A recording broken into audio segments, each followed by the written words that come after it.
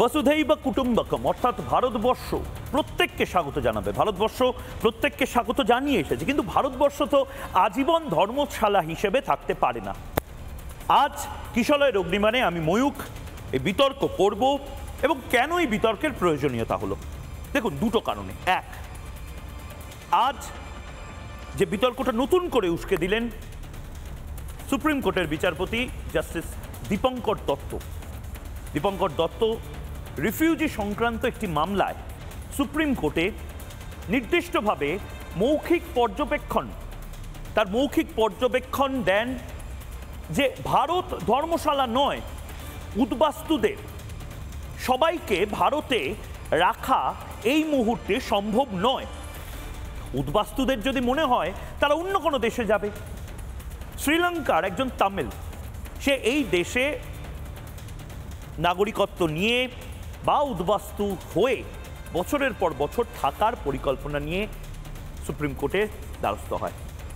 Supreme court নির্দেশ এই মুহূর্তে কিছু দেয়নি, কিন্তু পর্যবেক্ষণ, সুপ্রিম কোর্টের মৌখিক পর্যবেক্ষণ অর্থাৎ ভার্বাল এই মুহূর্তে যে কমিউনিকেশন, তাতে সুপ্রিম কোর্ট বলে যে তার যদি মনে হয় সে অন্য দেশে চলে যেতে পারে। শ্রীলঙ্কায় যদি তার মনে হয় যে তার থ্রেট পারসেপশন রয়েছে, অর্থাৎ তাকে মেরে ফেলে দেওয়া হতে পারে হয়তো, তাহলে সে অন্য দেশে যাক। কিন্তু ভারত সবার জন্য এই মুহূর্তে উদ্বাস্তুদের জন্য দরজা খুলে বসে থাকতে পারে না। ভারতবর্ষে আমাদের 140 কোটির পপুলেশন, এই মুহূর্তে জনসংখ্যা 140 কোটি। এই 140 কোটি মানুষের আমরা ভাত, মাথার চাল, আশ্রয়, চাকরি, এই সমস্ত কিছু কি সুনিশ্চিত করতে পারছি যে আমরা উদার মনস্ক হয়ে অন্যদেরকে এই মুহূর্তে ডাকবো, অন্যদেরকে বলবো এই মুহূর্তে আসুন, তারা এসে আমাদের ভাতের থালায় তারা নিজেরা এই মুহূর্তে অংশ হন, আমাদের ভাতের থালা সেগুলোকে আমরা এই মুহূর্তে কি আমাদের অপশন আছে যে আমরা দিয়ে দেব, আমরা ভাগ করে নেব? নেই বোধহয়। এবং নেই বলেই এই বিতর্কটা আবারও করা প্রয়োজন। এক লাইনের বিতর্ক, কিশলয়ের অগ্নিমানে আজ এক লাইনের এই বিতর্ক, যে বিতর্ক এই মুহূর্তে আমাকে করতে হচ্ছে, সে বিতর্কের লাইনটা খুব সিম্পল। এক, ভারত ধর্মশালা নয়, আজীবন ভারতবর্ষে থাকবো, খাবো, অনুপ্রবেশ করে এখানে চলে আসবো, তারপর আধার কার্ড নিয়ে এখানেই বসবাস করব, এটা হতে পারে না। দুই, এবার কড়া হাতে এই রোহিঙ্গা যারা রয়েছে তাদেরকে ভারত থেকে পুশব্যাক, অর্থাৎ ভারত থেকে বিতাড়িত করার সময় এসেছে।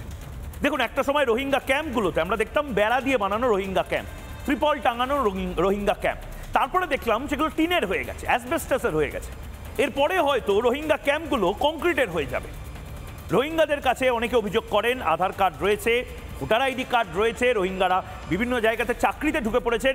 এমনকি রিপাবলিক নেটওয়ার্কের যে রিপোর্ট, সেই রিপোর্টে আমরা দেখেছি ব্যাঙ্গালোরে গিয়ে এই রোহিঙ্গারা বিভিন্ন কর্মচারী হিসেবে কাজ করছে।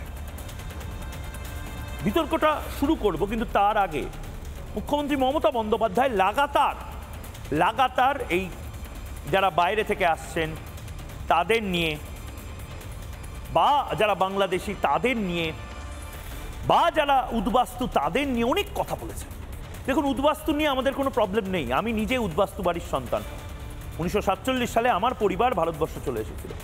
1971 সাল অবধি বহু মানুষ উদ্বাস্তু হয়ে এখানে চলে এসেছে। কিন্তু সেই উদ্বাস্তু এবং আজকে রোহিঙ্গারা যারা আসছে সেই উদ্বাস্তু এক না।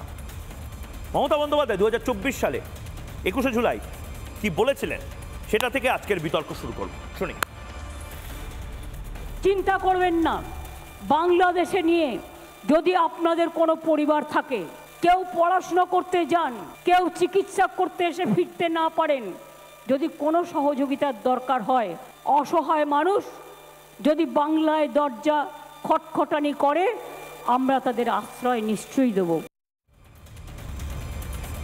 বিভিন্ন সময় ফেরহাদ হাকিমও রোহিঙ্গাদের নিয়ে বিভিন্ন কথা বলেছিলেন। আরেকবার মনে করানোর সময় ফেরহাদ হাকিম রোহিঙ্গাদের নিয়ে ঠিক কি বলেছিলেন শুনবো। কোনো রোহিঙ্গা কোথাও ঢুকছে না, কোনো জনসংখ্যা কোথাও ঢুকছে না, মানুষ যারা ভারতীয় মানুষ তারাই ভারতে থাকছেন, আমাদের কোনো রোহিঙ্গা ঢোকাতে হয় না। এটা হচ্ছে একটা কমিউনাল ইস্যু, রোহিঙ্গা করে একটা কমিউনাল ডিভিশন করার চেষ্টা করছে, মানুষকে বিভ্রান্ত করার চেষ্টা করছে। এখানে কোনো রোহিঙ্গা বলে কিছু নেই। আর রোহিঙ্গা যারা বাংলাদেশে আছে আমি যতদূর জানি, তারা সবাই যে টেরোরিস্ট তা নয়, তারা অত্যাচারিত বার্মায়। তার মধ্যে কিছু মানুষ নিশ্চিতভাবে হয়তো আর্মস হাতে নিয়েছে, কিন্তু তার মানে একটা সেক্টকে পুরোপুরি আপনি টেরোরিস্ট বলে দেবেন এটাও ঠিক নয়। কিন্তু আমাদের এখানে কোনো রোহিঙ্গা নেই।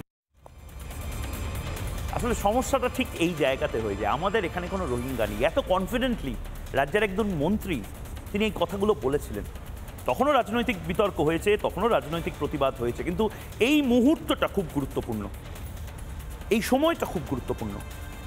কারণ আমরা পাকিস্তানিদেরকে পুশব্যাক করেছি, পাকিস্তানি যারা রয়েছে, যাদের ভিসা ছিল তাদের ভিসা ক্যান্সেল করা হয়েছে, তাদেরকে বেরিয়ে যেতে বলা হয়েছে।